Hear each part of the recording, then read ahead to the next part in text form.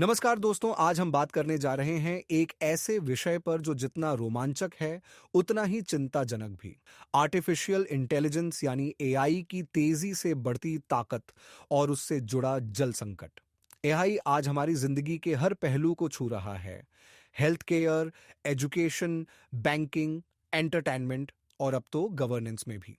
लेकिन इस क्रांति के पीछे एक सच्चाई छुपी है और वो है एआई के इंफ्रास्ट्रक्चर का बढ़ता एनर्जी और वाटर कंजम्पशन।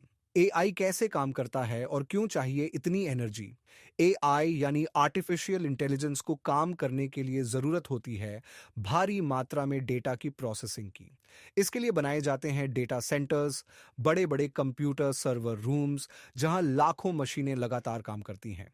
इन डेटा सेंटर्स को ठंडा रखने के लिए चलती हैं एयर कूलिंग और वाटर कूलिंग सिस्टम्स, जो दिन रात अनगिनत गैलन पानी की खपत करते हैं।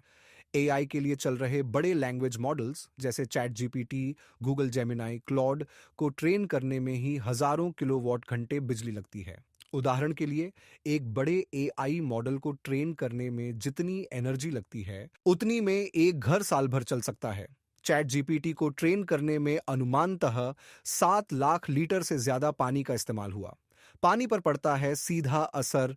संयुक्त राष्ट्र की रिपोर्ट कहती है, दुनिया की आधी आबादी पहले से ही पानी की कमी से जूझ रही है। 2025 तक करीब 1 अरब 8 करोड़ लोग एक्सट्रीम वाटर स्ट्रेस में जी रहे होंगे। जलवायु परिवर्तन से सूखा, बाढ़ और अनियमित बारिश जैसी समस्याएं और बढ़ रही हैं। अब सोचिए, इस जल संकट में एआई और डेटा सेंटर्स का योगदान लगातार बढ़ता जा रहा है। अमेरिका की एक रिसर्च में बताया गया कि एक मीडियम साइज एआई मॉडल रोजाना लगभग 500 मिलीलीटर पानी तब भी इस्तेमाल कर रहा होता है जब आप उससे एक सिंपल क्वेरी पूछते हैं। कहाँ हो रहा है सबसे ज्यादा इस्तेमाल? अमेरिका, चीन और यूरोप के बड़े एआई हब्स जैसे सिलिकॉन वैली, बीजिंग और फ्रैंकफर्ट में लाखों लीटर पानी सिर्फ डेटा सेंटर्स को ठंडा रखने में इस्तेमाल हो रहा है। गूगल, माइक्रोसॉफ्ट और मेटा जैसी कंपनियां हर साल करोड़ों गैलन पानी अपने एआई डिवीजन को चलाने के लिए खपत कर रही हैं। उदाहरण के तौर पर 2022 में गूगल ने 5 करोड़ गैलन पानी अपने एआई डिवीजन को चलाने के लिए खपत कर रही है। 6 बिलियन गैलन पानी का उपयोग किया, जिसमें बड़ी हिस्सेदारी डेटा सेंटर्स की थी। माइक्रोसॉफ्ट के एक डेटा सेंटर ने सिर्फ एक साल में 360 मिलियन गैलन पानी का उपयोग किया और इसका बड़ा हिस्सा एआई से जुड़ी प्रोसेसिंग के लिए था। जलवायु परिवर्तन से जुड़ता यह संकट, एआई की वजह से बढ़ता बिजली और पानी का उपयोग न केवल संसाधनों पर दबाव डाल रहा है, बल्कि ग्रीन हाउस गैस उत्सर्जन में भी योगदान कर रहा है। दुनिया के कुल कार्बन उत्सर्जन में अब डेटा सेंटर्स का हिस्सा 2% से भी ज्यादा हो गया है, जो एविएशन इंडस्ट्री के बराबर है। जैसे जैसे एआई मॉडल्स और बड़े होते जा रहे हैं, ऊर्जा की मांग भी दोगुनी तिगुनी होती जा रही है और इसका सीधा असर हो रहा है। ग्लेशियर पिघल रहे हैं, जलाशय सूख रहे हैं, जमीन का जल स्तर गिर रहा है और गरीब देशों में जल संकट विकराल रूप ले रहा है। समाधान क्या हो सकता है?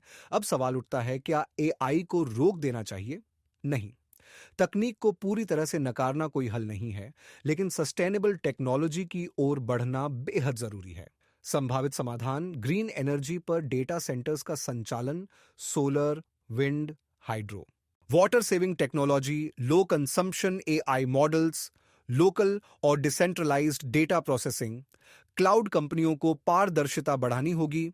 कितना पानी बिजली इस्तेमाल हो रही है, ये बताना होगा। कुछ कंपनियां और जैसे गूगल और Amazon अब कूलिंग सिस्टम्स में रिसाइकल्ड वाटर का इस्तेमाल शुरू कर चुकी है। ये कदम सराहनीय है, लेकिन बहुत कुछ करना बाकी है। एआई एक क्रांतिकारी तकनीक है, लेकिन उसके पीछे छुपी ऊर्जा और जल खपत की कहानी हमें अनदेखा नहीं करनी चाहिए। तकनीक अगर इंसान की मदद के लिए है, तो वो तभी सार्थक है जब वो पर्यावरण को नुकसान न पहुंचाए। आज जरूरत है स्मार्ट टेक्नोलॉजी के साथ साथ स्मार्ट जिम्मेदारी की भी। जल बचाएं, भविष्य बचाएं।